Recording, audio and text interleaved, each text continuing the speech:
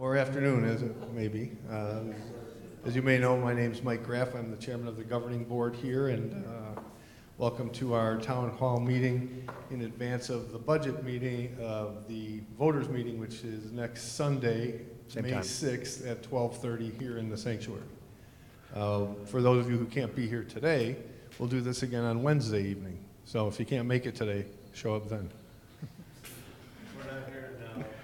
Anyway,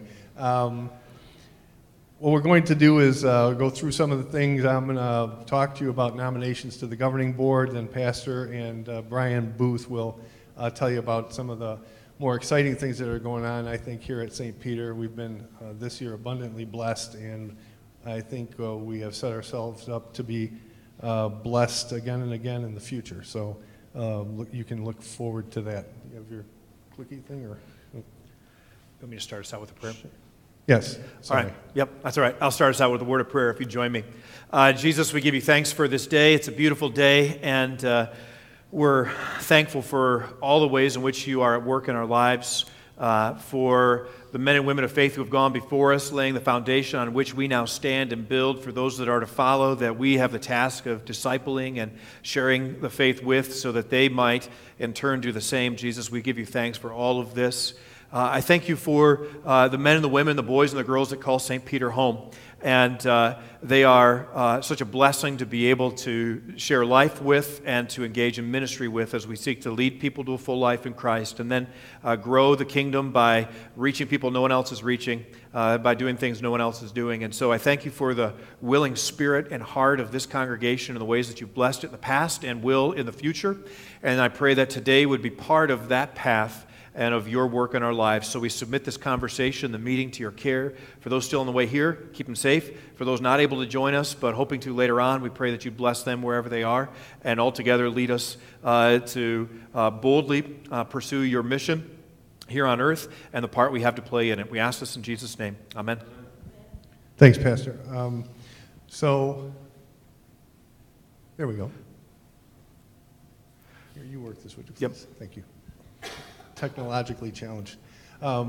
So we've been blessed again this year. We had a good number of candidates for our governing board. We actually had 8 people who had been slated or who had given their applications to be on the governing board, because we have 3 slots that are going to be opening up. Brian O'Banion has served for 6 years, and as a result, pursuant to our policies, he cannot be up again for election. Craig Grant finished his first 3-year term, and he will be up again for election. And Melissa Smith, who also finished her first 3-year term and would be eligible to run again, has decided to, because she's so busy, not run again as a board member. So we will have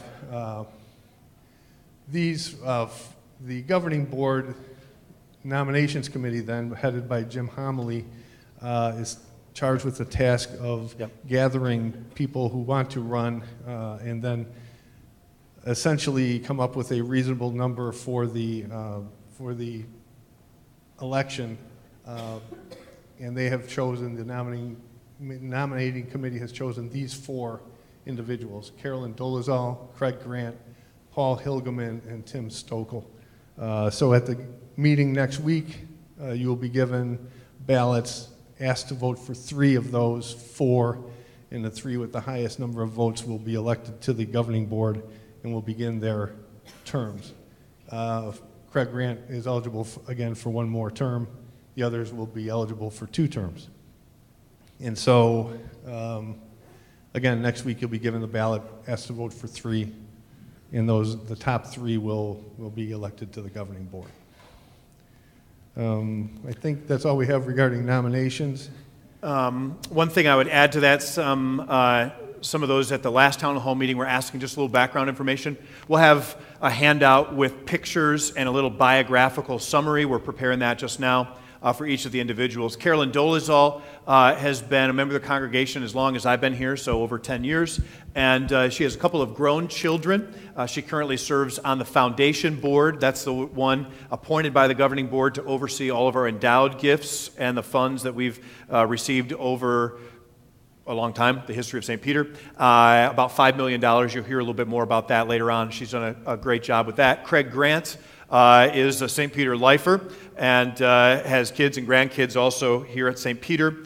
And then you've got Paul Hilgeman, and Craig has served on every board and committee imaginable, right? And so many of you know him from that.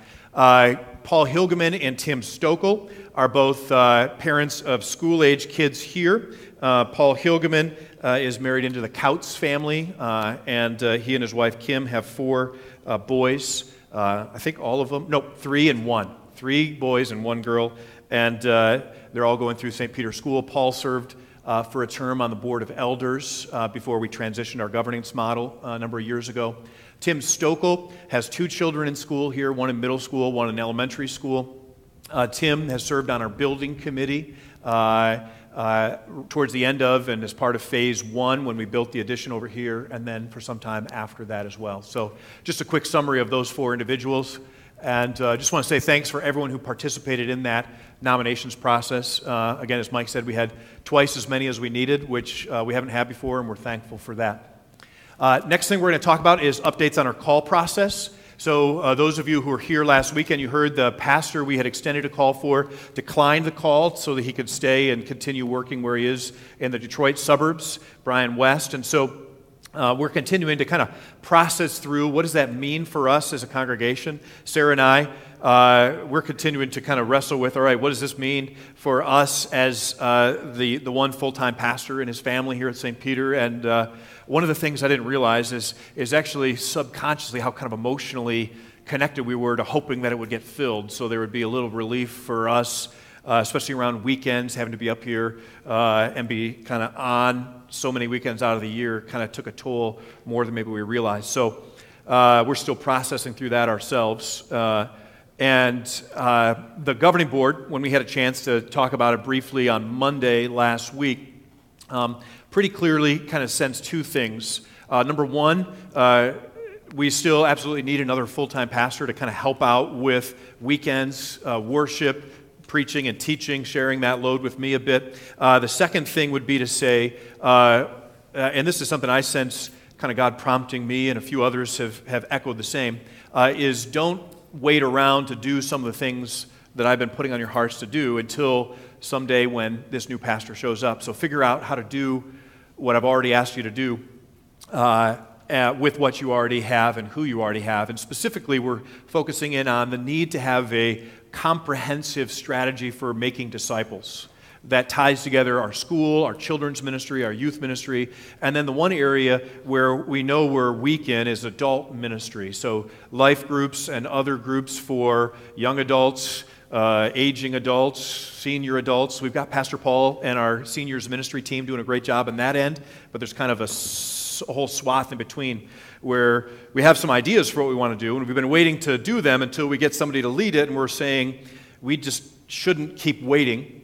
We should figure out who we have who can have a hand in that and what they may need to set down that isn't absolutely mission critical so they can pick up some of these important things in the area of adults and discipleship and missional living, joining Jesus on his mission, which has been a kind of language we've been using around here for several years now. So what that means is the board will continue in the process with the call committee of seeking another pastor that the congregation then eventually will call. My hope is that we're not going to wait another year to extend another call, so hopefully summer into fall we'd be in a position to do that again. But as you know, sometimes these things take some time to run through their course, and we don't want to rush just to fill a position, right? And so looking for the right candidate to present to the congregation for the right role. Does that make sense? Any questions on that pastoral call process? Yep, go ahead. Are you able to put like a one ad? Yeah. Like in synodical Communications? Yeah. So the question was, can you put a want ad into synodical publications? And the short answer is unofficially yes, officially not so much. That is to say, there isn't really an official channel, at least on the pastor's side, sorry, I'm getting a little bit hot, to put out a want ad, but unofficially through Facebook, through email, through kind of existing social networks, we have and will continue to do that. Through our website, for example, we use that extensively, and we'll continue to do that. We will call upon the congregation for nominations, especially after we have a chance to review the job description and say what stays the same, what changes, as we're kind of reflecting on this. That'll be the next important step for us, and then gathering names and circling through them and taking those steps. Yeah, Ilse? And we're not using any of the names that were considered before. We're going Correct. to the slate. Yeah, so our sense, the board and the call committee's clear sense was none of the rest of the ones we had interviewed or brought on campus are the right fit for various different reasons. They're all good guys, just not the right fit for St. Peter, and so we wouldn't go back to any of them. Ralph? What about resending the call to Brian West? It's possible. The question was, what about resending the call to Brian West? I think that he would say no again, not because he has a problem with St. Peter, but because he feels called to his neighborhood and his church and the work he's doing there. That was really the rationale he gave me. And most of you saw the email, maybe read his letter that said, here's why, and that was pretty clear in there.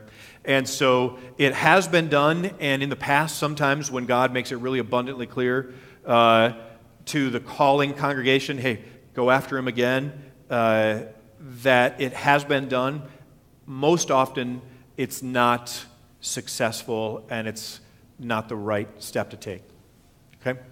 Yeah, Clarice? Is there going to be a job description? Because I kind of got with him that he actually changed it. A few things. A little bit, yeah. So is it? So what we'll do is we create the job description, and so we'll review that. One of the things he had said to us in the process was, this is a really big job description, maybe more than one person can ever do, and that's fair feedback, and so we're going to look at that and, again, look at some of the other people we already have who might do some of the discipleship work, for example. And so we may tweak his role and narrow it down a little bit, and then what we do is we try to get it as kind of fine-tuned as we can, but then also understand that it's a generic job description that doesn't perfectly fit any one individual, and so there's always some little final tailoring around, okay, who's the person that we think God is presenting. It shouldn't change substantially from the original kind of direction, but it may adjust a little bit based on their gifts. Like, for example, they may come in and be great at doing mission trips or something like that. And they may be passionate about mission trips. And we didn't necessarily think we need a mission trips pastor per se. And so we may adjust a little bit of it to say, hey, we need some of that. And so we can hand off some other things to get that done. So some of that final tailoring could happen. But we should have a general sense of the kind of pastor that we're looking for and the duties we'd envision him having fairly soon. Yeah, great question. Okay, the other call process we're under is the search for a new principal. So Bruce has still got one more school year that he'll be leading our school, Bruce Rudy. So don't hear what I'm not saying, but we do have a call committee in place to seek his successor. Originally, we had hoped to be able to bring somebody in early so that there was a period of overlap. And what we found is we have a number of great candidates. Co Ginder's here. She's on our call committee. Brian Booth, Melissa Smith are chairing the committee. There's a number of others I won't go through right now on the committee. And we've interviewed, I think, Co, you'd agree, several really interesting candidates, but none of them are interested in a call right now for next school year. They're already kind of committed where they are. But they might be open to a call for the subsequent school year. And so what we're going to do is continue to have conversations with them, continue to seek new names throughout the next 6 months, let's say, and continue with an evaluation process for the candidates we already have and any new ones that come. And then probably somewhere in winter, could be November, December, January, somewhere in that range, we would bring whatever candidate or candidates the call committee and board want to recommend to the congregation to the committee. And as of yet, every candidate we've considered has been a rostered member of the Lutheran Church Missouri Synod, which means that they are eligible for a call and have either through the Concordia system or through colloquy become a rostered Lutheran Church Missouri Synod teacher and administrator. Right? What we've said is we could consider someone who wasn't if it was really overwhelmingly obvious that that person should be our next principal, but we understand there's some odds kind of stacked against them if we were ever to bring in somebody without that background and and kind of credentials, so to speak. And again, up to this point, we've not seen anyone come across our list who's worthy of that consideration. I don't think we've even had somebody nominated who's not on the roster of the Lutheran Church Missouri Synod. So that's kind of the posture of that process. Any questions on that? Nope. Okay. Next up then, what we want to do is just take some time, a few minutes, to just celebrate some of the great things that we see God doing among us. One of them I didn't even know about. Andy Wohl was here at the first service, and he came over to me afterwards and he said, "Did you see the Daily Herald?" And I'm like, "I don't get the Daily Herald, I get the Tribune," so it just happens to be the one I subscribe to. He said St. Peter was listed as the best place to worship in the northwest suburbs. And so I'm like, that's pretty cool. I had no idea, no part in that. But sometimes we tell everybody vote so we can get it as free marketing. Does that make sense? For best school, best this and that. One time we were the best wedding venue in the northwest suburbs, which I don't know how that happens. I think it's the stained glass window.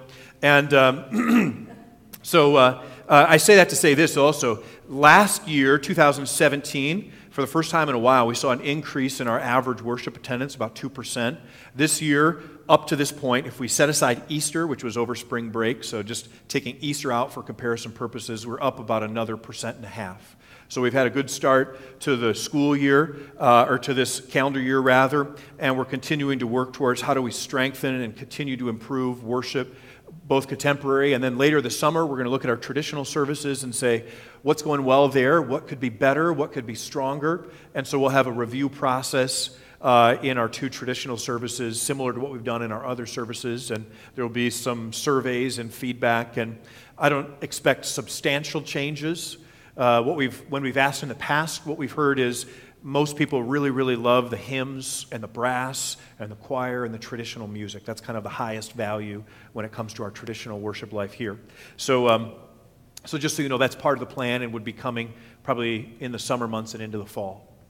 Next, we want to just celebrate some of what God's doing in our youth ministry.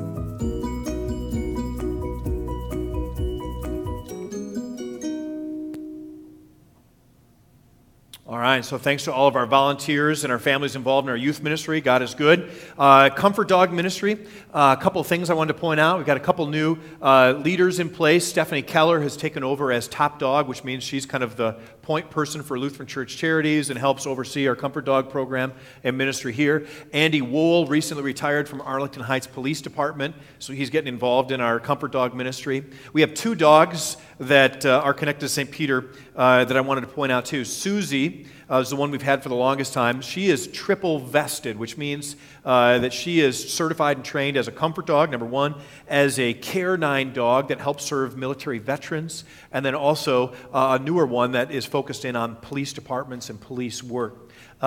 Jacob also is double vested. I'm not sure which of the she's comfort dog plus one of the others. I don't know which one the other one is. But so just great work with our teams that are involved in that. We've got a number of new handlers joining in that ministry. Linda Kester, Debbie Cooper, who's actually a member at Prince of Peace Palatine, but joins in with us for the Comfort Dog ministry. Dorothy Doty, Andy Wohl, I already mentioned, Erica McQuaid. And one thing I would want to point out, Debbie Cooper, she's going to be running point tomorrow. Some of you heard this on the opportunity we have to go visit at Westgate School. There was a student, a 5th grader, who passed away last week, and the school's just really struggling through that. And through our partnership with Westgate, you'll hear more about that in a minute, they're going to be able to be present tomorrow morning with, I think, 4 or 5, maybe 6 comfort dogs, which the school is really excited about. And since I'm on that subject, let me read to you a little note I got from the school counselor there. Her name is Annie. She says, "Thanks so much for your generosity to our school. You guys are always so available and kind and go above and beyond to support us, which is so amazing, as you also have your own school community to support. I hope you know what an effect your people have had on our school, student, and staffs. Thank you, thank you, thank you. We are blessed to be in partnership with you." And one of the ways is through Comfort Dogs. Another way I'll share a little bit later on is through our Kids Hope USA program. Pastor Paul did a great job discipling 5 deacons, men of the congregation who are spiritually rooted and strong and have the gift of care and mercy. Dale Dippin, Henry Kogler, Dick Larson, Dave Moss, John Sommerfeld. And what they do is they help expand our reach for visitation and care. So they're visiting people in the hospital, Luther home, rehab, people who are shut in addition to what Pastor Paul is also already doing. And so it's not instead of, it's in addition to. And so sometimes you'll see a little box up on the altar. That's their communion kit where they take some of the elements and they go and they deliver communion to people. Somebody asked after we commissioned these 5 in, I think it was February, January maybe, is there room for more? And the answer is absolutely yes. And somebody said, is there room for women? You know, I see all men here. Is there a reason it's only men? And the answer is yes, there's absolutely room for women to get involved in this kind of care ministry. There's actually a formal process of training deaconesses that exists in the Lutheran Church Missouri Synod. We're not doing that full process, which involves a college degree and certification. But if there are women in the congregation who want to get involved in some of this care ministry too, as deaconesses doing some of this visitation, Pastor Paul's working on that and is looking forward to bringing more on board with it. Speaking of care ministry, there are other aspects that are just doing great work. Carla Heimsoff is our point leader, working with Pastor Paul to follow up with those who are sick and homebound. Kay Westcott, her focus area is on people who are experiencing grief and loss and making sure that they're being connected to, phone call, conversations around that. And they've got a great team of volunteers. You can see their names here: Mary Jane Gaza, Nancy Paswick, Nancy Dodge, Margie Schumann, and Marilyn Dietz, who are part of that caring team as well. And they're working closely with Pastor Paul in seniors ministry. One other area that Pastor Paul oversees is special needs ministry. And this February, we have something new coming up in that area called A Night to Shine. And this is an event that hundreds of churches across and places, not just churches, across the country join together in on the Friday before Valentine's Day.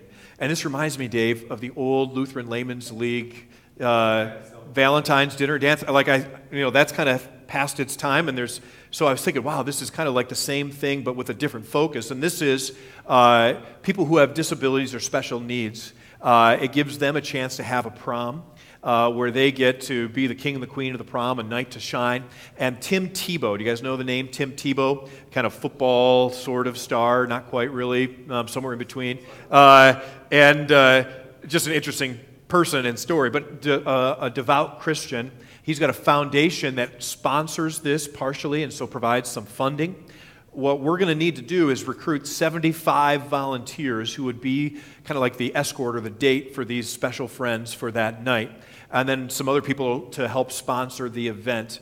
And so a great way to love and care for people who are often overlooked and don't feel like they have these kind of opportunities. So note that. We can invite you to help as God leads you, or pray for it or support it in any number of ways you'll be hearing about in the next 9 months, however many is left between now and then. So we're very excited about that as a way to kind of serve the community.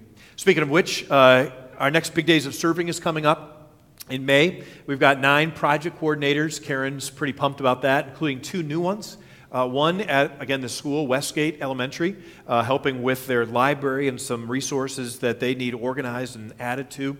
And then joining God's Special Friends as they do some ministry at Lutheran Home.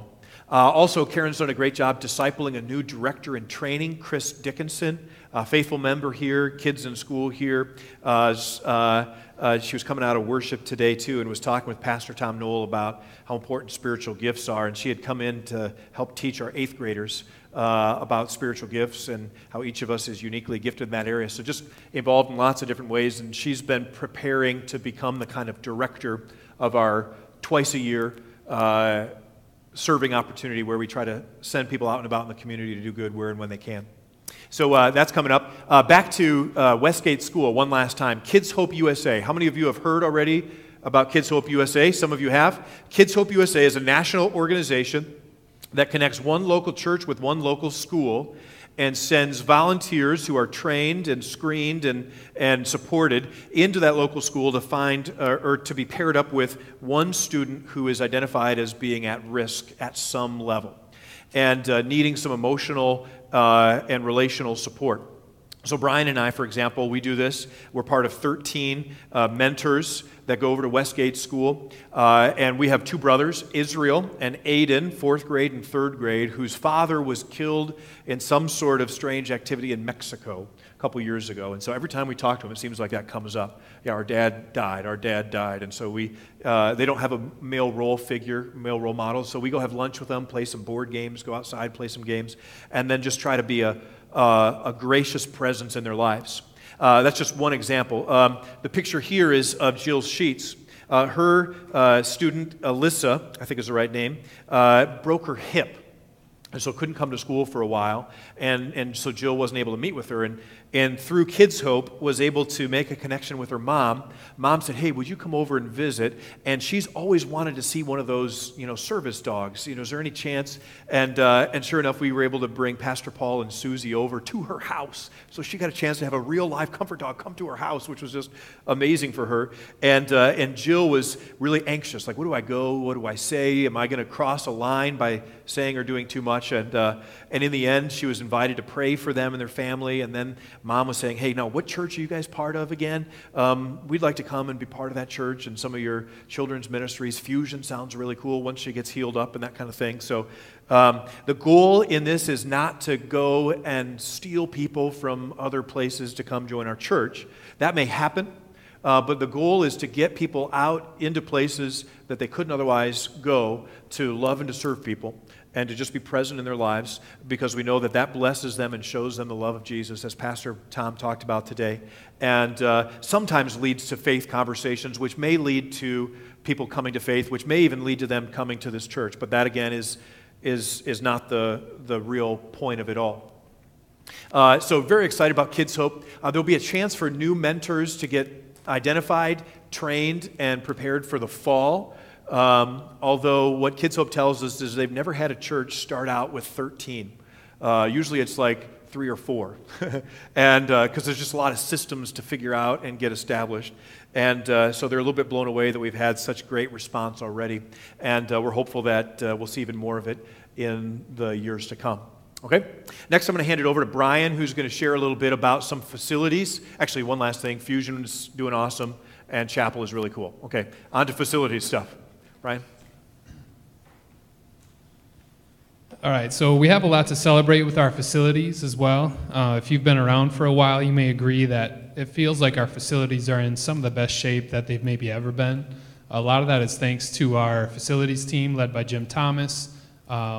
Matt is a guy that we have on staff who's doing a great job, and then Bob Vossel is a volunteer that gives amazing amounts of his time to help keep this facility in great shape as well. So I wanted to highlight just a couple projects that we've been able to accomplish this year.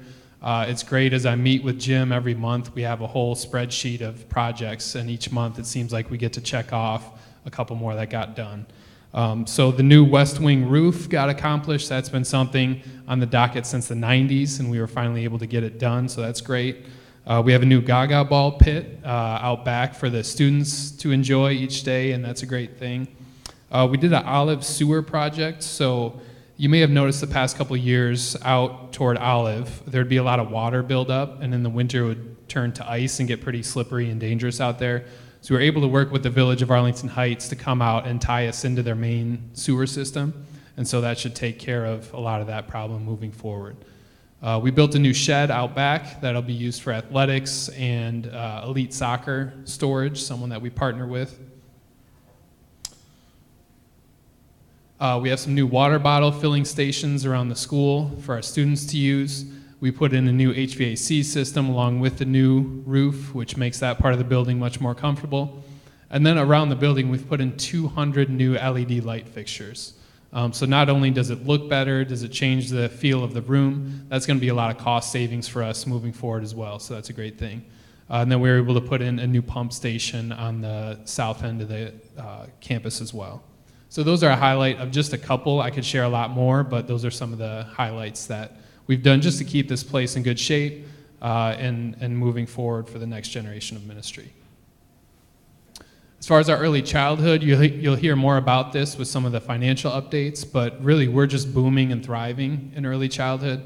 Parents Stay Out program, which is for 2 years old and up, is doing really well. We've grown now to 3 classrooms for a total of 65 2- and 3-year-old students.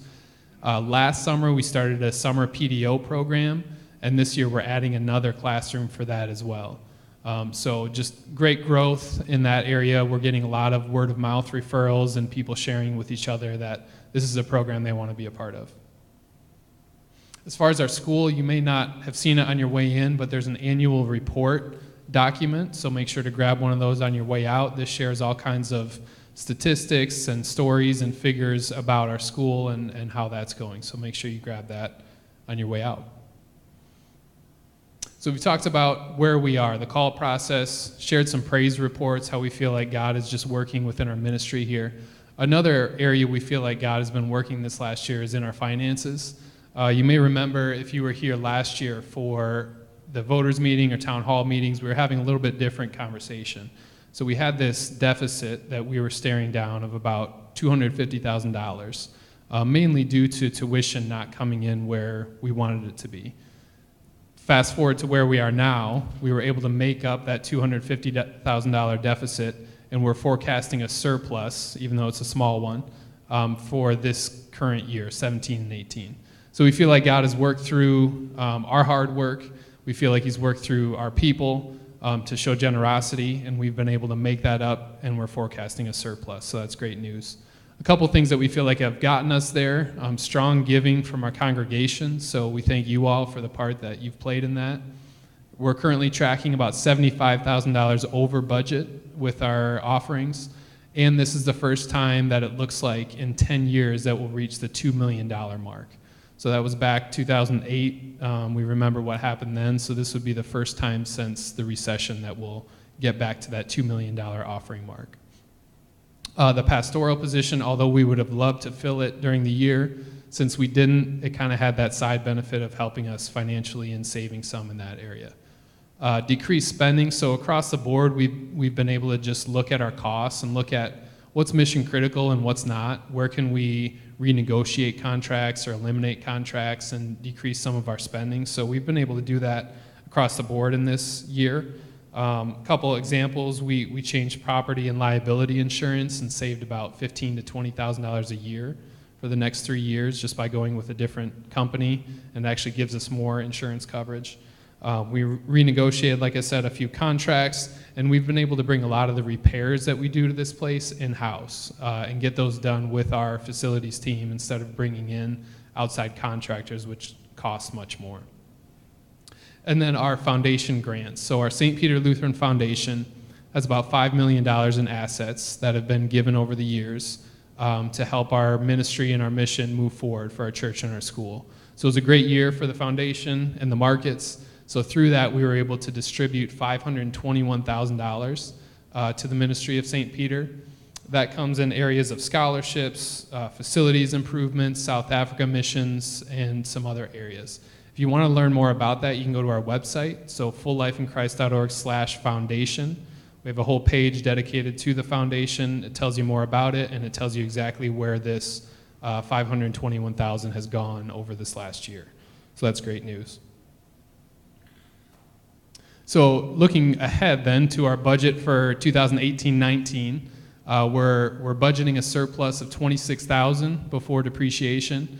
And again, just to be able to get there, after looking at a deficit that we thought was going to happen last year, these are some of the areas that have helped us get there. So strong enrollment in tuition, like I mentioned, early childhood is just doing really well. Currently we have a 5-day, full-day preschool wait list, and that was an area where we were down this year, and that's our highest revenue tuition area. So 5-day, full-day preschool has a really strong enrollment for this coming year. So I think that's thanks to some of our staff and marketing and some of the work we've done to spread the word and just put on a great program there. We do want to make sure everyone understands we do have a second full-time pastor included in this next year's budget. So even though Pastor West declined the call, we're not just going to take that out of the budget or change anything there. We're still planning on a full-time pastor for the full year as God moves within that. Continued strong giving. So part of the reason why we're $75,000 over budget in this year is a couple kind of major one-time gifts that some families have given. We don't necessarily assume that those are going to happen every year, but even without those, we're tracking right about on budget for this fiscal year. And so we're budgeting for continued strong giving moving forward. This is something I'm really excited about. We created within the foundation an operational endowment. So the $5 million I mentioned is mostly tied to specific uses and causes. But what we've been able to create now is an operational endowment so that all the earnings from that can be used toward our annual operating budget. And so currently we have about $400,000, $500,000 in that. Our goal is to get it to $2.5 million, and that'll be through bequests, estate gifts that come through that are undesignated. And then that'll just be an ongoing third source of revenue that we didn't have before that will help our operating budget. So again, I think that's a huge win for our ministry moving forward, and another source of revenue that we didn't have before. We do have a few areas that we're increasing staffing and benefits actually this year. So our health insurance went up about 6%, which overall isn't bad compared to what's out there. We have a few staff adding on to the plan or adding a spouse or children onto the plan, so that increases our costs. And then we're hiring in a couple key areas as we look at our administration and we look at facilities. We're adding in a few areas there as well. Within this budget, we were able to give a 2% cost of living increase, which we haven't done in a couple years, so that's great news for our staff. And then there's a few school staffing changes for this year currently based on enrollment. So our second grade class, based on enrollment, we're budgeting for one full-time teacher. That's subject to change. If we get more enrolled there, we may need to add more staffing. And then our fourth grade class for next year is 1.75, so 1 3/4 time teachers for that class based on the enrollment there. As Lexi Schmidt, our counseling position, departs this year, we're planning on replacing that with 2 part-time positions. And then as Mia Larandi, our Spanish teacher, departs, we're going to be replacing that with a half-time Spanish position. So a couple changes, nothing too major. And again, based on how enrollment finalizes, some of those may change. So any questions on staffing moves or changes?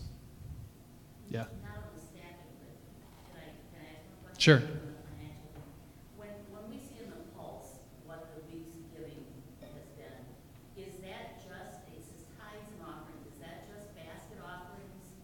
And does that correspond directly to envelope offerings on this income? You know, I was just talking to our finance manager about that title, envelope offerings, and changing that to just offerings, because that includes our online giving, that includes guests that give, that includes what comes in the basket or envelopes. This one, but that would also be. In the Pulse is the same thing. So the Pulse is the same thing. So anything that comes in over that weekend is counted toward that week's number. So there were a couple in the last year that have been really, they've been so high, and I'm not talking about Easter and Christmas. Yeah. There have been a couple, it was more like in July or August, that was just, $50,000 over what was budgeted or Yeah. what was expected. So I mean, that was honestly from offerings that week. Well, it was, and some of that was, like I mentioned, there's been a few one-time kind of major gifts that have come through from some generous families, and so that was probably one of the weeks where that came through, and then it just gets lumped into that weekend's offering. Yep, yep, and we've had several of those across the board come through throughout the year. Yeah, yep. And then finally, for our financial update, our cash position as far as being able to have money in the bank and pay the bills at times over the summer. During our leaner months, we've had to take out a line of credit to get us kind of bridged to the fall. We don't anticipate having to do that at all this year, so that's good news as well to be in a stable cash position. So again, there's a handout. I'm sorry if you didn't see it on the way in, but that has the full budget numbers with the forecast and the budget for next year. But I wanted to highlight just a couple numbers. Now these are all in the thousands, so add 3 zeros to each number you see. But again, our tithes and offerings for this fiscal year, we're forecasting to be $50,000 over. That's a conservative number because, like I mentioned, we're tracking at about $75,000 over budget.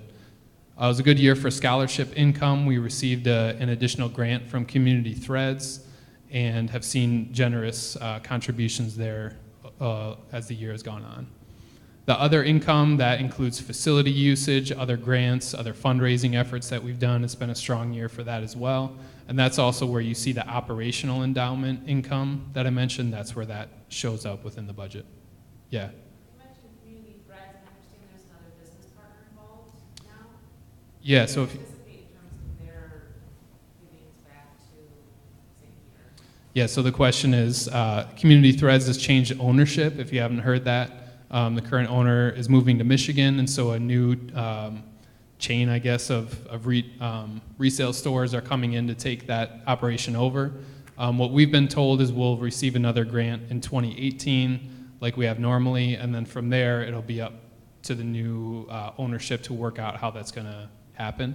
What we're trying to do currently is have pastor and the other leadership from the other ministries that benefit from Community Threads work with the new ownership to help them see that how much they benefit from our volunteers, from our donations, and that if they didn't have all those coming from us, from the Orchard, from Breakthrough, what would their store look like? And so that's our hope, is to show them that, hey, you guys really need us, and maybe it makes sense to continue this granting structure as we've done in the past. So, but to answer your question, we're kind of planning on some reduction in that area. That's one of the areas that the operational endowment helps with. And then we also have tax credit scholarships, if you've heard of that program that Illinois started in this year. It's a program that families at certain income levels can qualify for, and then donors can give to this program and get a 75% state income tax credit back. So if I gave $1,000, I'd get $750 back. And so St. Peter has applied for that. We're working within that with the families that qualify. So depending how elections and politics play out, I don't know how long that's going to last, but that's another potential area of more scholarship income, which is what Community Threads has traditionally gone toward. So overall, Community Threads, we're planning on a decrease. We hope it's not sudden or altogether, but we know that that's a reality. Then looking at the expenses for this year, forecasted versus budget, a couple things I want to point out. Again, the salary and benefit number under church was benefited by not filling the pastor position. Again, not intentional in that way at all, but that was just kind of something that happened because we didn't fill it. And then in the ministry support world, we saved $43,000 under budget in our expenses, and that's largely due to doing repairs and taking care of the building in a smart, efficient way. Then when you look at the income numbers for our next year's budget versus this year's forecast, like I mentioned, we're budgeting for continued strong giving, so over $2 million again. Our tuition and fees and scholarships number took quite a significant jump from this year. A lot of that, like I mentioned, is due to early childhood being really strong in the enrollment. And then in other income, that's where we see about $40,000 that we're budgeting coming from that operational endowment that I mentioned. That's where that number shows up and helps us out. Expenses for this next year's budget, like I mentioned, we do have the second full-time pastor still in there. The school salary and benefits, some of that is due to insurance increases and some additional early childhood staffing, which gets canceled out by the tuition that comes in for that.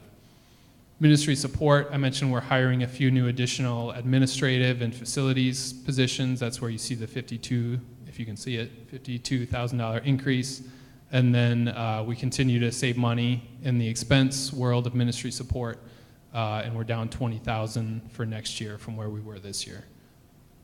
So any other questions about finances, budget, forecast? It's a great season to be in of God's favor and blessing. We feel like we made it through the couple years of just kind of pruning, refining, getting to where we needed to be, and now we feel like God is kind of opening some of that blessing to us. So we've talked about where we are. Now, how about where are we going? So God's blessing us. Now, where are we going to take that? So we want to give you kind of an update on our vision and where we stand. So you've heard us use this language over the last year or two of immeasurably more, right? This is based on an Ephesians 3 passage of God doing immeasurably more than all we can ask or imagine. So what does that actually mean for St. Peter? What do we believe that will result in? And so we've narrowed it down to some language that we feel like will be concise and clear for all of us to understand and use moving forward. That we believe God will do immeasurably more in the areas of making disciples. So you heard Pastor talk about we feel like we've refined what's needed there. And even though we don't have the second full-time pastor, we still feel like we can move some of that forward and really work on making disciples across the board from young to old here in Arlington Heights. Strong home base, this is something we've talked about over the last couple of years. We feel like we've made great strides in that area, as you just saw in the financial update. But this is going to be a continuing focus, is how can we make our staffing, our finances, and our facilities strong so that as we go out and do some other things, this continues to be a growing, thriving home base for generations to come. And then reaching new people. So that means not only our 10 and 10 and going out and reaching these new communities, but that also means reaching new people here in Arlington Heights. There's plenty of people right around us that need to be reached and that need Jesus' love. So we want to continue focusing in on that as well. So as far as our 10 and 10 process and vision, Pastor's going to give you an update there. Yep, thanks, Brian. And so for the last year or so, we've been using this language of 10 and 10, which is kind of shorthand for this dream we have to be part of a movement that helps start new ministries or new ventures that lead to new disciples being made, new outreach in communities where there isn't already, neighborhoods where there aren't thriving Lutheran churches like the one we have here and like others scattered throughout the suburbs and the city. And part of that will be in our neck of the woods out in the northwest suburbs. Some of it will be into the city of Chicago. And you heard earlier this year we announced that there was a spot, a place that we may have the option of taking possession of it and helping start something new there. That's Trinity on Meade and Wrightwood in the Belmont neighborhood in the west side of Chicago. And we're still not at a place where we're taking ownership of it or possession of it. We're still doing our preparation, study, and behind-the-scenes work. And one key part of that has been finding friends and partners who want to join with us in the effort. So about a month ago, maybe a little bit longer, almost 2 months ago, Mike and I were at our Northern Illinois District Convention. He was the lay delegate from this congregation. I was the pastoral delegate. And it's where our district does its business. And while we were there, we got together with, I think, 4 or 5 other congregations that were interested in helping us do something in the city and at Trinity on Meade. And in the course of that conversation, what we were hoping to do is, again, gather a coalition of support so it wasn't just on us or one congregation. Out of that, one clear thing came out, and that was that these churches, they don't have the capacity on their own to do anything. They want to join with others who do. They are happy to provide prayer support, volunteer support, and even financial support, but they're not as interested in sending it to 111 West Olive to St. Peter Lutheran Church, just because that seems a little bit strange. They'd want to give it to the venture, but not necessarily to us for the venture. And so what we saw out of that was a need to find a new kind of third-party friend that could help us align all that. And rather than make something up on our own, we were introduced to an organization called Link. 2 weeks ago, Pastor Dominic Rivkin was our guest pastor, so many of you got to hear him preach. He's the acting interim executive director of that organization, and it exists to help churches and individuals start new things in cities across the country and across the world to reach new people with the gospel. And it's a registered service organization of the Lutheran Church Missouri Synod, which means it's recognized as being one with us in doctrine and theology. It is directly supported by the Texas District of the Lutheran Church Missouri Synod because it was founded out of Houston. And what we are doing right now is seeking prayerfully a dozen or maybe more congregations in the Northern Illinois District who would want to get involved in starting a Link Chicago affiliate. And what that would do was help with anything in our 10 and 10 vision that would happen in the city of Chicago and be that third point of contact and resources to identify people who want to start new things or places where that could happen, provide coaching and training and strategic support, and then aligning suburban congregations in particular who want to get involved in that in the right way. So we're very excited about this as a possibility, and we'll let the congregation know as we move forward how that is developing. And the district is looking to St. Peter really to be kind of leading point on this. So we hosted the first meeting a week ago, Monday, so 6 days ago, and we're coordinating the next one that'll be at one of the churches in the city of Chicago who already exists and wants to be part of this as well. So that's kind of an update on 10 and 10. Any questions on that from all of you right now before we keep rolling on? No? Lots to talk about, lots of good stuff. We just want you to be up to date on all of that. So Trinity and Mead is that place we were just talking about. And one of the ways that this may all come together is the Link Network already has contact with a bunch of Amharic African immigrants that live in the Chicago region. I don't have contact with them. They do through their work in other cities. And they are looking for a church where they could start doing worship together in the Amharic language. They just don't have an invitation yet from anybody, and it would be in the city of Chicago. And so this is a picture of the sanctuary at Trinity and Mead, which now has 4 women who are left worshiping there. Ask Pastor Paul if you want to hear his story about going down and preaching there. It was quite memorable. And Ilza had a chance on Maundy Thursday to be their organist. So you can ask Ilza after this meeting. It was a memorable experience, right? So it'd be interesting if through all of this, we could say to this Amharic African community, here, we've got a room. I don't know where they're from exactly, Carol, but it's I think it's Ethiopia and that kind of north and eastern Africa.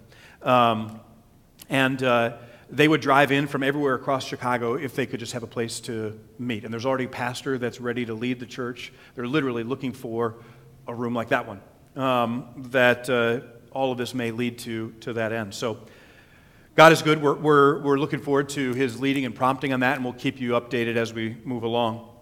So as we look at this, the dream in the city with Link and the way we can form partnerships with the congregations around us to do some of this, and then also seek to expand and grow our ministry here, which is what the rest of this meeting will focus on. What are we going to ask of you to do? And some words we're going to kind of use as kind of a repeated theme moving forward would be to lean in, step up, and go out. Leaning in through participating in these dreaming conversations. And those of you who spend enough time listening to me, you know that there's a lot of dreaming. Some of it leads to plans and action. Some of it not so much. That's okay. That's why I need your feedback, which is another way you can lean in and help sort through things for me as well as our team and our board. And prayer, of course, is a vitally important role and part that all of us can play. Stepping up in terms of time, volunteering when that opportunity presents itself, like with the Night to Shine in February in our special needs ministry, and other resources as God leads you and you are able. And again, thank you. As Brian said, we've been phenomenally blessed this year with your generosity, and we're thankful for that. And then going out to live out the vision where you live, work, and play, and where we as a congregation are called to serve.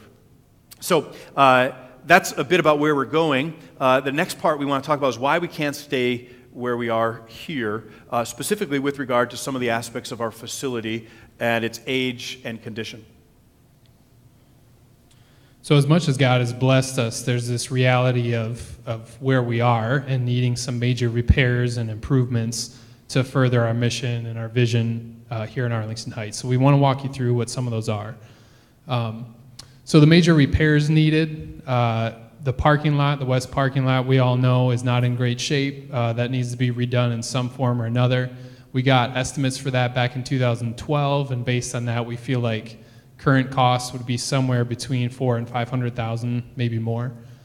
Sanctuary beams, so we've done a full investigation on those. They're rotting on the ends where they go into where they meet the roof, and so that needs to be taken care of as well. The organ in this room is just past its lifetime of needing to get all the pipes re-leathered. So that normally lasts about 50 years, and we're just past that now. So that needs to be addressed to keep that and preserve that moving forward. We also know that safety and security is a reality and an issue we need to think about, and this room is not ideal for that purpose. So I'll walk you through a little bit more about each of those items. So the west parking lot, we know it's not the prettiest thing in the world, and we also know there's kind of the long, slow walk up that hill to get into the church, and so we'd love to do something to take care of that issue for our members every Sunday. The beams, like I mentioned, here's some of the reality of what we're dealing with those rotting. And so we have several options and ways of taking care of those, which you'll hear one option in a little bit. And then the organ restoration, which I mentioned, is a needed thing, and it's something we want to keep and preserve for the future.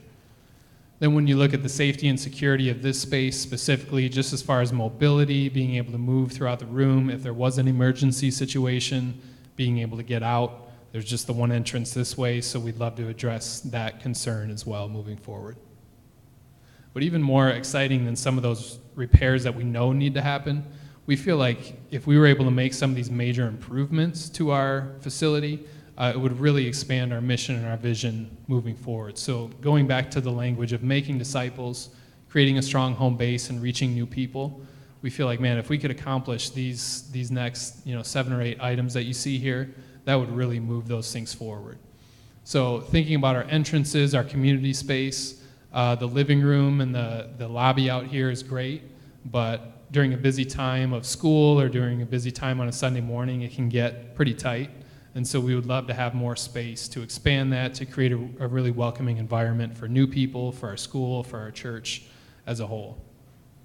This space is a beautiful space. I love the architecture of it. We want to revitalize this, and we want to preserve this for the next season of ministry going forward. So we've started to dream about what would that look like to keep this space pretty much as is, but make some changes to add some space to make it more usable for the next season of ministry. So you'll hear more about that in a minute.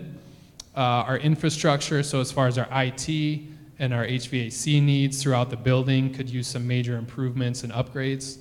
And then our offices and meeting space. If we're able to do everything that we feel like God is calling us to do, we're going to need more office space. We're already kind of at capacity there. And so we'd love to address that need and add some offices and general meeting space. Our courtyard straight out this way is a great potential space of adding some square footage. So it's already in the footprint of our space. And so we started to think, what if we could make that indoor usable space? And you'll see more of that detailed again in a minute. Childcare, as I mentioned, our early childhood just continues to grow and thrive. We feel like that's just a reality for our ministry moving forward. It's going to move, and it needs to move younger and younger. That gives us an opportunity to reach more families. It gives us an opportunity to engage more people with our mission, with our church, and have them here for a longer period of time. So we want to go down to a year old and then eventually down to 6 weeks old. We're currently in the process of getting that set up, but it's dependent on DCFS coming out and approving us to do that. So currently we're in the waiting game to make that happen. But what we would love to see is a whole dedicated childcare wing or building or space where we could really grow that ministry and reach more families through that. Yeah, let me jump in on that, if I may. And the first thing I would say is, as we look at it from the board's perspective and the staff's perspective, if we can branch down even younger in our early childhood ministries, as Brian was saying, to 1-year-old. Right now we go down to 2 years old at the earliest, 1-year-old and down to 6-week-old. It provides us a vital opportunity to connect with families earlier and help partner with them in raising their children to know and follow Jesus and make them into little disciples. Right now we know that roundabout age 3, roundabout preschool age, is when we get most of our families connected into the life of the church. I taught new member class this morning, and once again, without fail, 7 or sometimes 8 or even 9 out of 10 of the new families coming in have kids in our preschool and or kindergarten, and they're looking to get deeper in their faith and get connected to a community of faith. And this year and last year, our number of new member families kind of joining the church are kind of at some all-time highs, at least during my time here. And so we're seeing growth already through that area, connection to our ministry from our early childhood and school, and we see growing younger as a way to expand that base, provide a vital service to families in the community that need it, and then also help build the base into our school and into our church as a whole. And so that, as you'll see, will be an important part of our future moving forward. The other thing I wanted to touch on before we jump into the next set of images would be the one that Brian showed about the footprint of this room here, and safety and security. What you probably know is that at schools and places of worship and public places, a Waffle House just recently, there's been an alarming increase in violent attacks in public places. Right? So you know the news. You don't need me to tell you what's on the news. What I'm saying is here we need to be very careful, wise, and forward-thinking as we look at our campus and its condition and its position for the future. Just today, I was doing communion in this room, and I was standing right over here, and I was reminded of how difficult it is actually to navigate, even just coming up for communion. You know, trying to have 2 rows with people standing shoulder to shoulder, there's almost not enough room here to do that. And for those of you, week in, week out, you get in and out of the pews. I sit in the front one, so I don't have to do this as much. But to try to shuffle sideways down these pews is just not good on your knees. It's not easy on your body.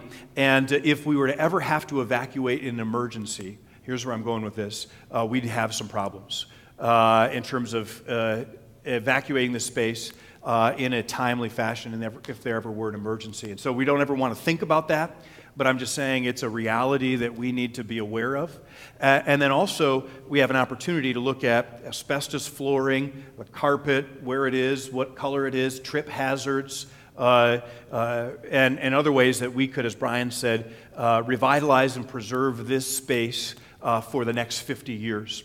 So here's what we're going to do next. And for some of you, it's going to kind of blow your mind a little bit, and it's going to freak you out. So I'm going to give you permission to have your minds blown and be a little bit nervous. But I want to give you a couple of ground rules first before we jump into it. What we're going to show you are some ideas, some concepts that the staff and the board, working with Bob Flubacher, who's our resident member architect, who does so much for us in this area, have been trying to say, how do we solve some of these issues and then also plan for our future. What we're going to show you is not final. There's no decision that has been made, and probably not one we will make for a good long while as we as leaders and the congregation as a whole think about this, talk about it, pray about it, and seek God's will for what's next for our campus, okay? So don't worry about, this is the way it has to be or the way it's going to be. All of it is subject to change as we go through these conversations and future planning. What's that? Okay, yeah. So we all agreed on the ground rules, right? So you're welcome to give us feedback, ask questions. Bob's here to get into any of the technical specifics that you might have about how this all fits together, but I'm going to kind of walk us through it from the front. So what this will be is the first in a series of renderings of what a future campus could look like here. Everything that's light is what is, and what is dark, you might say, is what could be. And so what you first see is from the northwest, kind of looking down in, an opportunity to build out towards the circle drive on this side so that we can have a nice welcome entrance right up by the edge of the sidewalk with a covered drop-off area right over here. Sorry, yes, northeast. Thank you, Clarice. So out in that direction. The circle drive is already there. And what it would do is allow us to build out and have a state-of-the-art vestibule secured entrance system. What that means is nobody just comes into the building without being let in. That's one of the new realities that we're learning we have to have. So even on Sundays, even at big events, there's always somebody watching, and maybe they're just kind of letting the streams flow in because they recognize people, or maybe they're being physically checked in. Everyone who enters into our building moving forward. We know that's one of the best practices for safety and security. So what that would mean is a set of doors that would be open. You'd step in, there would be a secured checkpoint in the middle of that, and then the doors would be opened for you, buzzed through by people who are responsible for security. Okay? As we kind of come closer, you see how that could look. We're hopeful that there'll be lots of glass and natural light into this new lobby space. I'm not sure if this is easy to see, but if you can look inside what looks like glass walls, you can see the existing living room and lobby. And this is to show you that this would swallow up everything that currently exists. There'd be nice high ceilings, skylights above them to provide natural light into this big lobby area. We'll show you the floor plans in just a minute. But it's taking what we have and enlarging it substantially. On the north end of the sanctuary, one of the ways we would see resolving these beams is by bringing them indoors. Okay? And that would happen on the south end through the expanded lobby space. On the north end, it would be off this corner and that corner, building a room that would, again, bring them indoors and provide some much-needed support space for worship. That could include a place for the altar guild, so they don't have to go up and down stairs to take care of. Carla's given the, oh yeah, please, go up and down stairs for communion wear and worship support. A place for communion assistants and acolytes to put their robes on, take them off, store them. Storage space for all the band equipment. We cleaned up a bunch of it for Easter because it just tends to spontaneously generate and then stay there. And so we have to take it downstairs and put it in a back closet right now. And so there's not real good storage space. It could be also then space for extra chairs. One of the things we'll look at is what's the right seating and seating configuration for this room. What we envision is it's a formal room and a sacred space, so there always will be pews. But right now, what tends to happen is everyone who comes, for the most part, will sit towards the end of the pews because it's hard to travel down the middle. So what we'd envision is more shorter pew benches so that they're, like if you imagine these ones here, if that was split down the middle and spread out a little bit, you could get about the same number of people in, but they don't have to shuffle sideways down pews, and opening up the space between them so where Bob's sitting here, someone could kind of pass in front of him without him having to get up. So as you're coming and going for communion and other events, chapel and the like, that would be very helpful. And that would be then supplemented by other additional chairs that could fill out the room for maximum seating on the times of year where we need that. Coming around now, we're looking from the west parking lot area. There'd be opportunity to expand out and have a covered drop-off area there as well. And then you can see the opportunity to build some new office space, and I'll show you where and how that might look here in just a minute. Right now, our staff is scattered in closets and reclaimed storage rooms all throughout the building. There's not a square foot of this building that isn't used for multiple events every day of the week. My office is a meeting room when I'm not in it, right? So people come up and have meeting in my office. That's fine because there's just not a place to have a small meeting or a small group Bible study or a mid-sized meeting. We're really filled to capacity with what we already have. So that was kind of a view from the outside. We're going to zero in on some ideas in terms of some floor plans. Okay? So we're going to zoom in right now first on the sanctuary.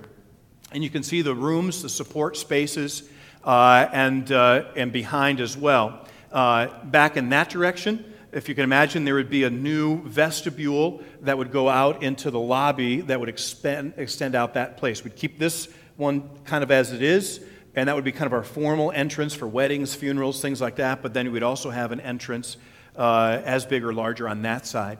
Over here, the sound and video booth would go back, and there'd be a cry room behind that, so parents who have young kids who need to step out, they don't have to go out in the lobby, which is often filled with commotion. They'd have a room where they could step in, still be part of the service, but not have to worry about making as much noise. To do this, these rock walls would get removed or relocated partially. Okay, so you'd still have some of that rock. All the stained glass would stay in the room. Some of these transom window ones would be pushed back and up a little bit, and we may even be able to bring back the windows in Bart's Hall, which used to be in the sanctuary, to get better lighting in Bart's Hall and to complete the set of windows in this room.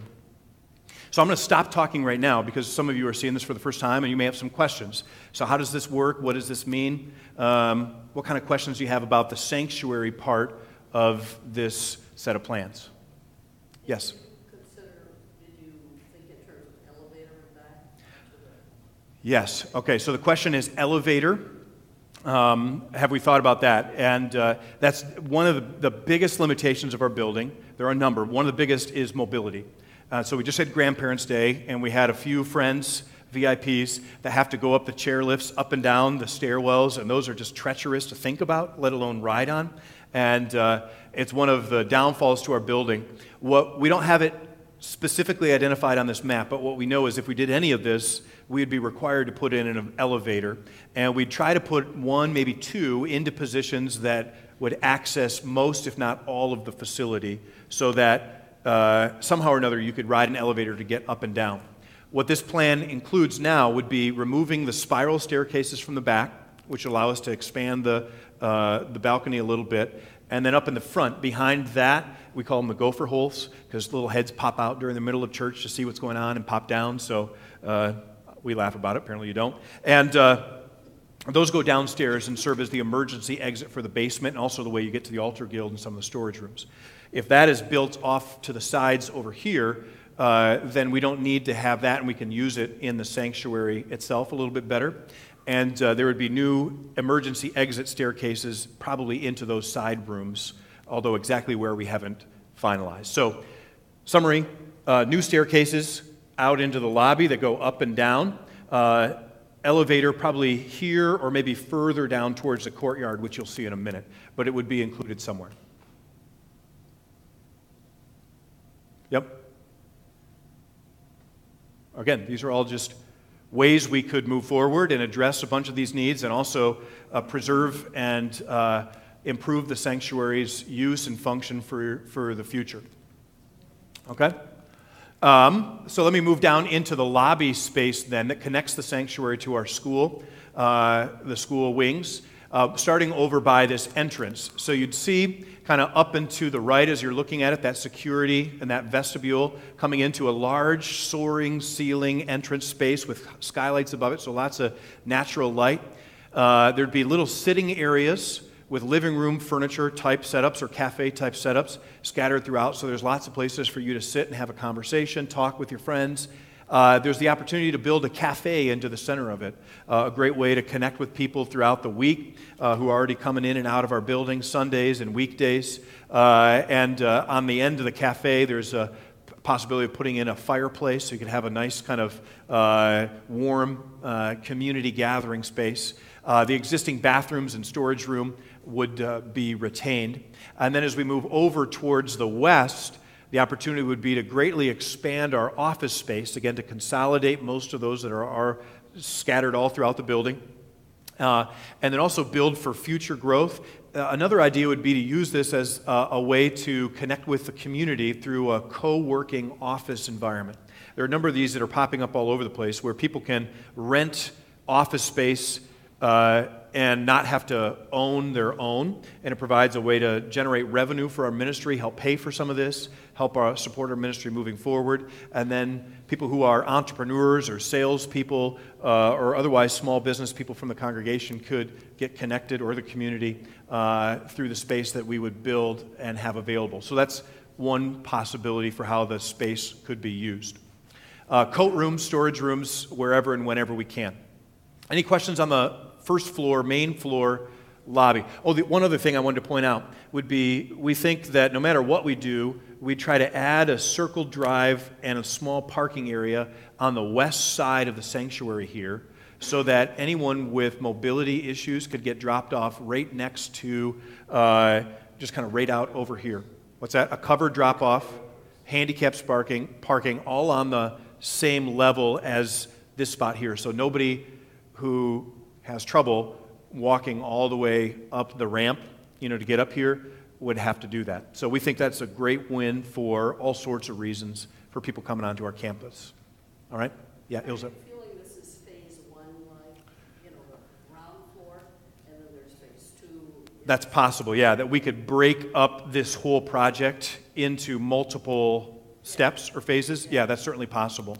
Right now, we're just dreaming what could be, what should be, and then what we're going to need to figure out is, okay, how much does it cost, and how do we want to pay for that?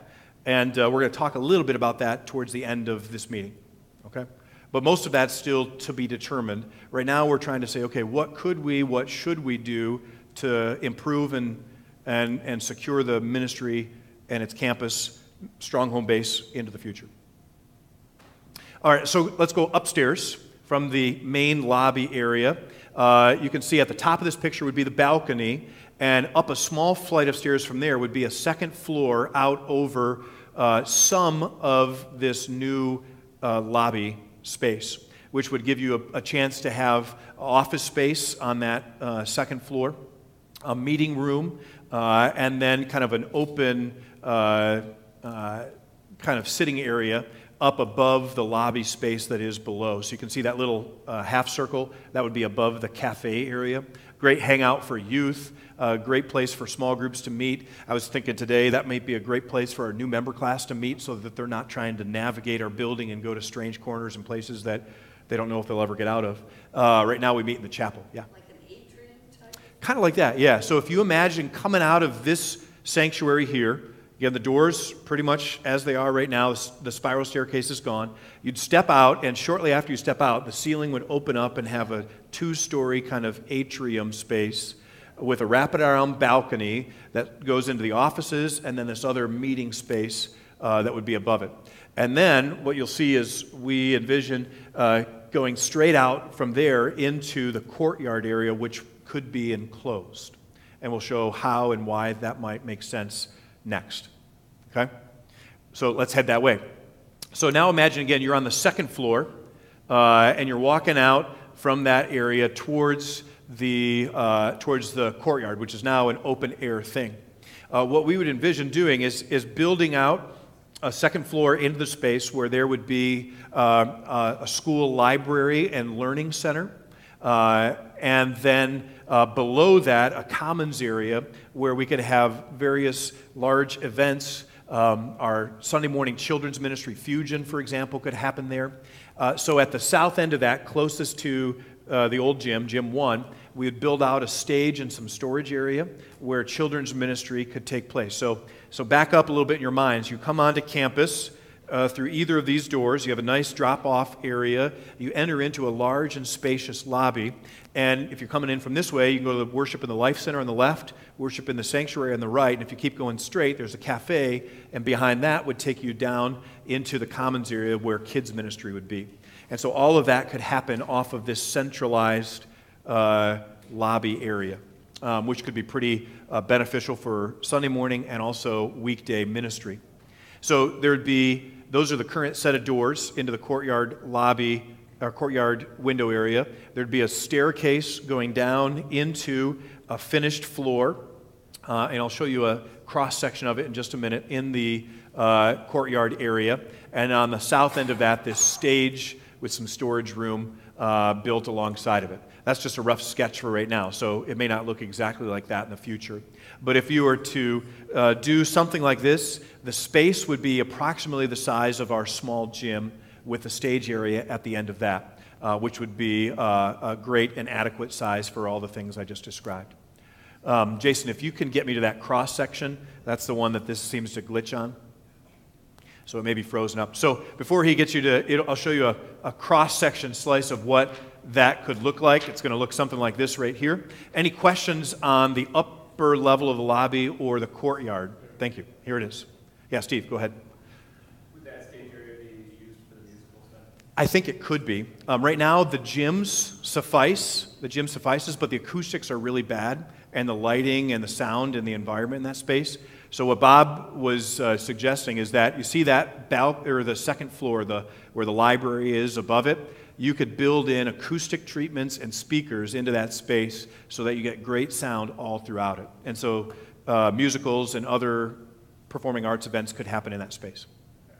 Well, and just also so that it doesn't take away from PE classes for a couple weeks with the stage extension on and practice. Exactly. Yep.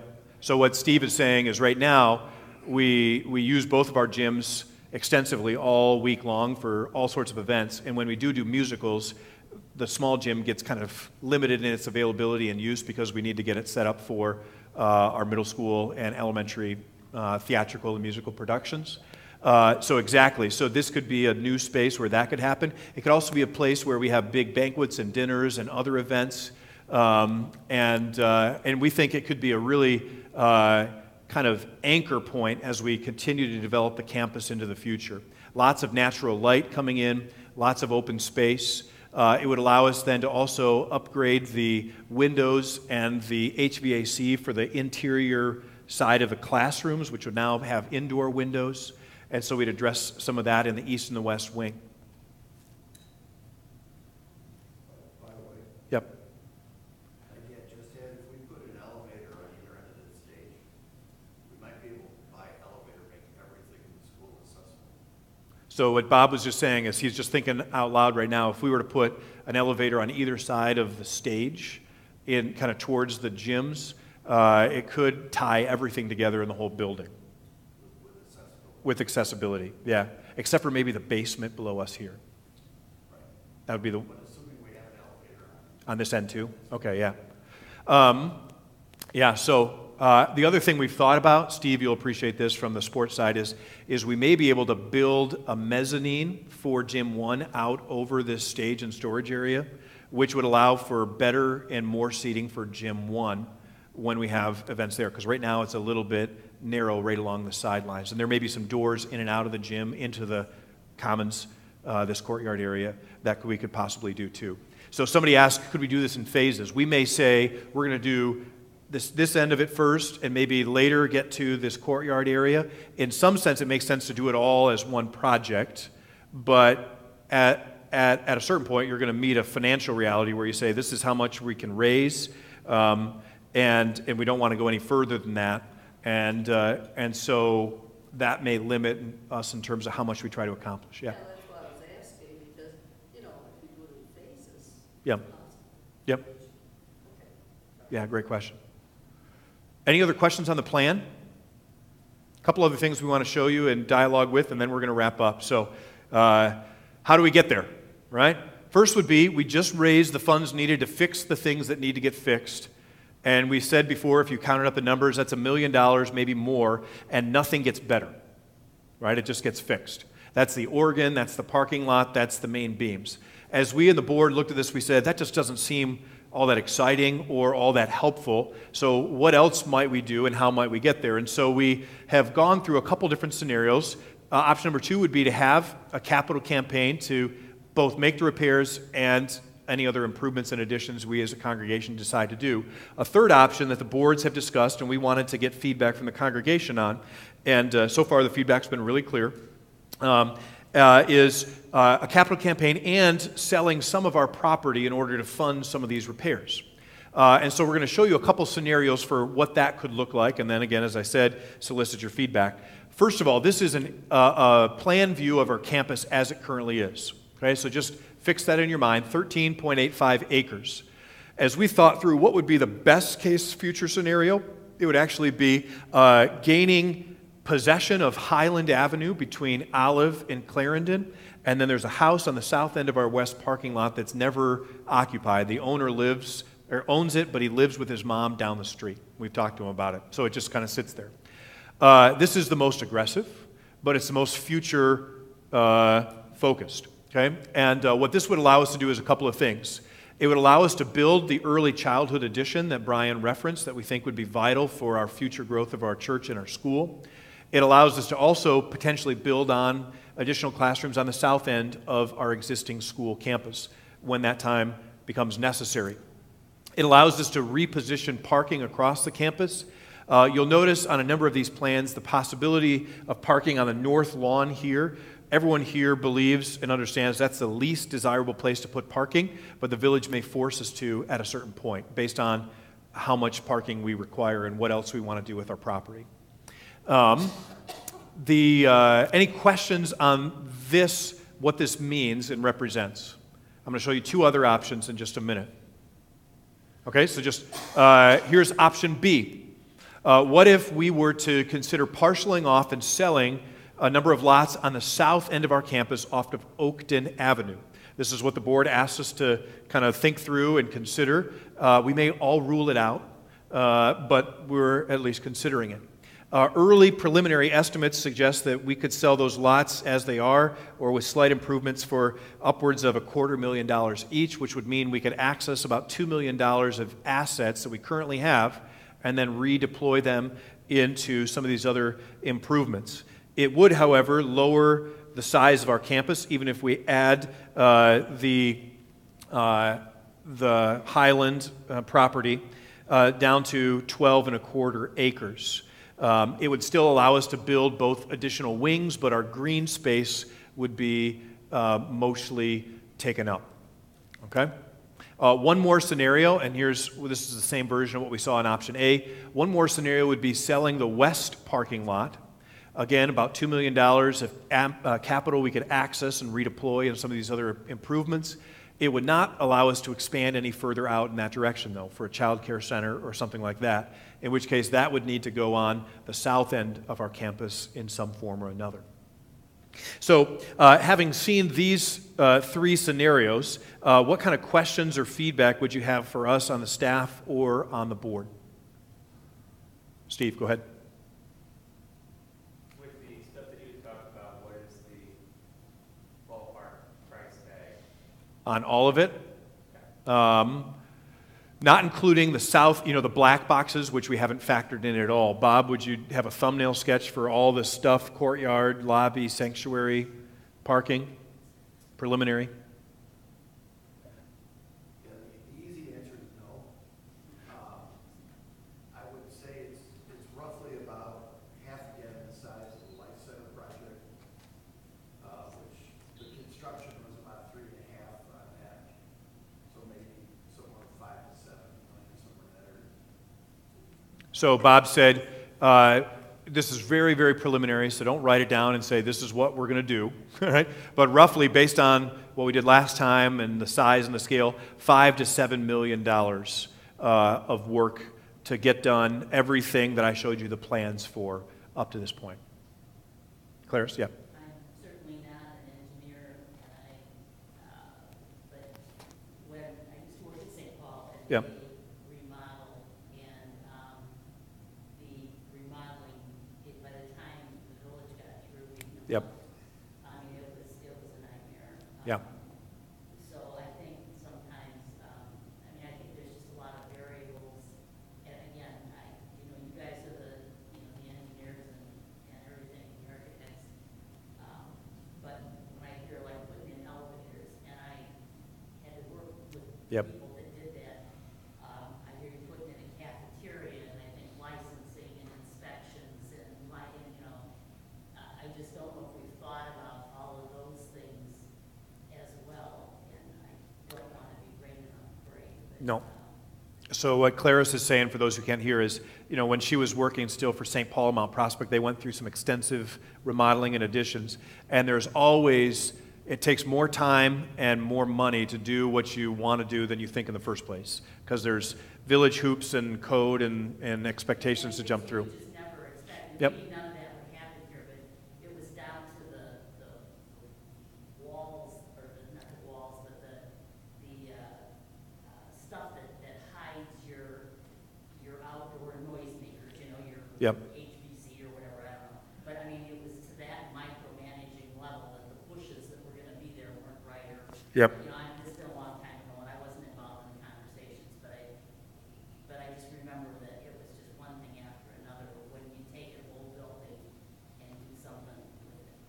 Yep. And so I would just say, yes, there are always the things you can't foresee. A couple things that are different from the last time we did major campus improvements and expansions, which went very well, would be, I think our facilities staff and team is stronger by far than it was back then. So Jim Thomas, Bob Vossel, super volunteer, who's like a full-time employee, just doesn't get paid. Matt Galizia, who does a phenomenal job, also on our facilities team.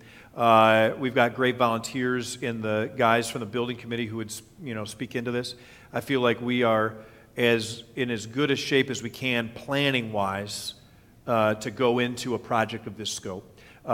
We have not gone down and looked down at every level of detail in terms of how would we staff and run a cafe, for example. What would the licensing need to be? We're just saying we could, if we wanted to, put one there.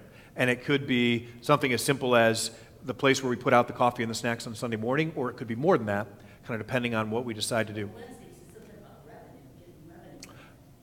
And I think there's licensing involved Yes, with that. yeah. So yeah, we could run it as a 5, 6, 7 days a week, like little in-house cafe that wouldn't necessarily be trying to get people in off the streets in. It could be, It would be, but we already have people off the streets coming in for pickup and drop off at school and other activities all day long. And so at least it would be able to support itself revenue-wise, potentially add some revenue beyond that. But it's an idea we could think about doing, not a plan we've fleshed out yet. So if we sense that the congregation is up for the challenge of doing something to this scale, then we'd start to map that path out in the year ahead. B and C, are we losing? I'm not clear on the green space we're losing. So this right here is best future scenario where we don't lose anything, we only gain. In B, we would lose about an acre on the south end, although that's balanced a little bit by the idea here that we gain Highland and the property adjacent to it. So our net at the end would be 12 1/4 down from 13.85, so plus minus we lose 1.5 acres in option B. In option C, we go down round about the same, little less total loss. So if you're losing, there would be literally very little green space. In option B. In option C, everything that we have as green now would be green except for what we'd have to pave over to get enough parking. Oh, okay. Right? So, I want to clarify that in my mind. yep. So the playground would be parking, and then the playground would move indoors in this scenario, or move across the service road in this scenario. And then it has the option of parking on the north lawn, although, as I said before, we don't ever, that'd be our last choice we'd ever make. Although this one here, if you zoom in, you can see that circle drive and drop-off area on the west side of the sanctuary building here. No matter what we do, we're thinking we probably want to try to do that. That's where the live nativity has been historically. And right now it's beautiful, but it's a really long walk for men, women, and children kind of coming up and down that west sidewalk area. So, Mike, I saw your hand. Yeah, the building project that we did, the new building, Yep, I mean, it's relatively new, electrical, plumbing, all that's new. correct. This is all gonna tie into the existing. Are we replacing as we go back? Are we? So the question is, all the new stuff we built, kind of new systems, how does new stuff we might do connect with that or existing aging? I mean, you're in the old building. Yep. Everything's back to the boilers is going to be replaced. Okay, yeah. So we haven't made any decisions on it. So Bob is going to say what it might look like and be. Brian, can I get the microphone? We're almost done, by the way, friends. So don't worry if you're feeling hungry. I haven't had lunch either. When we did the Life Center addition, one of the things we did is we sized all the services into the Life Center to handle the entire facility eventually. So we have a brand new water main that comes into the Life Center that would serve all of the water and sprinkler needs that we would have for the entire campus. There's a new transformer that's kind of hidden by the bushes right out in front of the Life Center that handles the electrical service for the entire complex, so it would just be tying into that. The lobby addition, if you will, is just a natural extension of that into some of the older areas of the building. So it gives us a pretty simple route to connect to the new services and still, liven back up all the old areas. So we did think about that a lot when we did the Life Center project.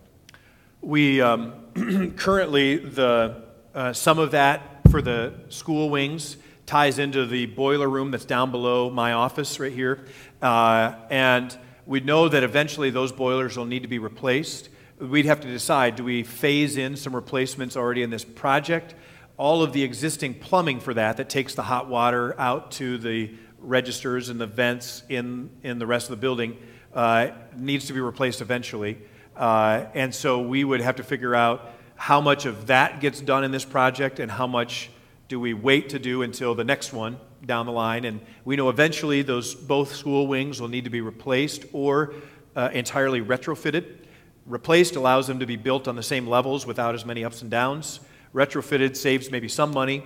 How much, we don't know for sure. So if we were to build out into the courtyard, we design it structurally and with the infrastructure supporting it so that it could stand and then be built around in future phases for the east and the west school wings. But those we're not seeing for a while, unless the congregation and the community says, no, we need to do all of it right now, and raise a bunch more money and get that done. Yeah, Clarice. What do you mean by a while? We just put a new roof on the west wing. I'd love to see that last. Okay, you're talking about that. Those far future phase, yeah. Kind of like this, like what we saw, what do you think? Well, we know that the parking lot breaks more and more every year. We know that the beams are on borrowed time. And so what I would envision, best case scenario would be in the remainder of this year, we as a congregation build the case for and the need for and begin to raise some of the support for some of this work. And then 2019, 2020, sometime in that range, we would look at beginning to do some of the major work. So I would say it's still a few years out. And as I said last meeting, I would love for us to raise and or pledge most, even all of whatever we would commit towards any future work, so we're not adding additional long-term debt onto our existing mortgage, which is, we said, around about $2.4 million of principal left.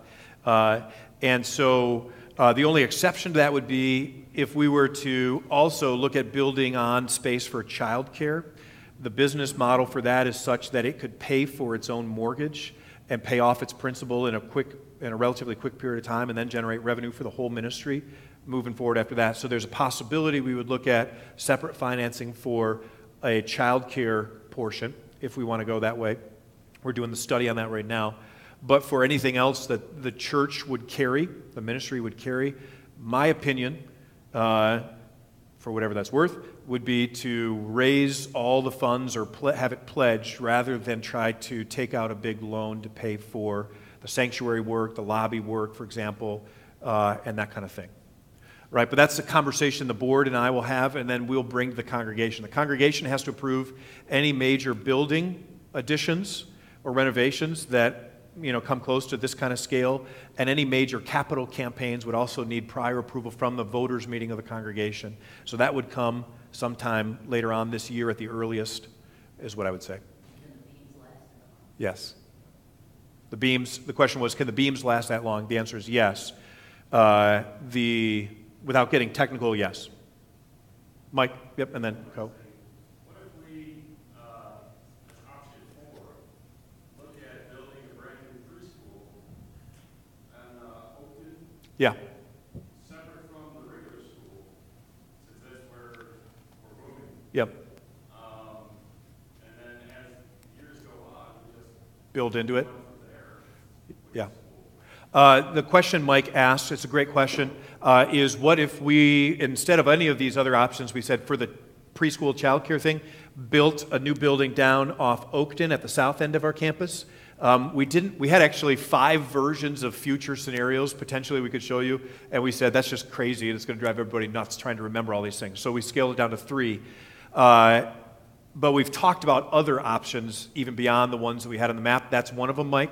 So it's a great idea, and one that pending the decision of the congregation, and let me say this, nobody has come back and said, Micah, it sounds like a really good idea to sell land, right? So nobody here has said anything one way or another about that, but in the previous conversations, the board, the staff, everyone would hate to have to do that, but we want to understand that it's an option that we could consider, and before we raise $500,000 and fix that parking lot, we want to know how does it fit into our long-term future campus plan. So that's why we're having this conversation. Okay? So good idea. We have thought some about it. We haven't gone to the step of building it into a site plan, but that's something we may look at for future conversations. So, Co. Yep. I was just going to ask for future voting standpoint, how does that usually break out? Like, yes to this and no to that, or how does that? Yeah, great question. There's a lot going on there. Yep. So, like, do you vote separately for going this way and then wait on voting for this way? Or? So Co's question would be, okay, so when the time comes, how do we actually make these decisions? Do we do it all in one big decision or break it apart into, step 1, step 2, step 3 for like the campus work and additions and changes and plans? The short answer would be, it could be any of those ways. Based on the feedback we get from you, the congregation now and moving forward, the board and I and the team will look at that and try to put together the best yes for the congregation to be asked to make. And so we may preemptively reduce it in size to a $3 million project, let's say. right? And say, we think based on the feedback we can do this much, but we're going to have to do that. And so that'll come as we just continue the conversation moving forward. And what I would say from my vantage point is before I ask and get up in front and have this talk with all y'all and say, hey, here's what I think we should do, I'm going to want to make sure that lots of us already agree that this sounds like a pretty good idea. And so when we get to it, it's not going to come down to a 51-49 yes, no sort of vote. That wouldn't be good for anything. And so we may exhaust ourselves talking about it over the course of the next year until we feel good enough to move forward. What I would envision, though, being ongoing dialogue about what could be in terms of the campus, and then somewhere in that process we all say, yes, we need to start a capital campaign to do this work. And that would be probably the first vote of the congregation, is to officially say, yes, we're going to do a capital campaign. And then we decide what the scope is, what kind of outside consulting and support we'd get for that, and so forth. The second step would be approval of commencing a building planning process and or approval of an initial phase of that sort. But again, that's pending all the kind of feedback that we would get. Right now, we can do the consulting and the architectural work and get the plans ready to go, but we'd need a vote from the congregation on any major work. Does that make sense? We can do small stuff per our Constitution and bylaws to fix stuff, to add a little bit here, add a little bit there, move this here, move this there. But anything, I forget what the threshold is, that's substantial would need the congregation's approval first. And that's, again, per our bylaws. And it just makes sense, too, because we want the whole community, as much as reasonably possible, to say yes before we take that step forward. Yep. Yeah, great questions. Here, let me wrap it up real quick. We're done in less than 2 hours, which is awesome. So let me say at the end, there are some site plans and some building plans up here. If you want to ask some more specific questions or look at them, we can do that. But here's what are we asking you to do? Again, we said lean in through some of the dreaming. I'm one slide ahead. God wants us to do immeasurably more in these areas, making disciples, making sure St. Peter Arlington Heights, the home base, is strong and reach people, new people here and across the region, across the world. What are we asking you to do? To lean in, step up, and go out. And so that's through participating in these conversations, the dreaming, the feedback, prayer, helping make it a reality when the time comes through your support, and then living out the vision in the course of your everyday life. And hopefully we'll see just even a fraction of some of the dreams that we have, and maybe even more than we could imagine as God works through us. So let's ask God to bless that through a closing prayer. Gracious God, you've been with us and you've carried us this far. We thank you so much. And as we lean into the future, we're thankful for the blessing we've seen in the past, the learning and the growth that we've experienced, and we pray that you would just continue that into the future, not for us, not for our attention or glory, but for the good of your kingdom here on earth and for this community that you desperately love and want to see transformed for the better. So use us to that end, each of us here in this room, everyone else who's part of this community, and let our future continue to align with your will so that it might receive the blessing that you have in mind for it for generations to come. We pray this all in Jesus' name. Amen. All right, thanks, friends. Next up then would be, there's one more town hall meeting on Wednesday. You don't have to come back, although you're welcome to. And then next week, Sunday, 12:30, a shortened version of this. Not sure how much shorter, but shortened for the voters' meeting. Okay? Have a great week.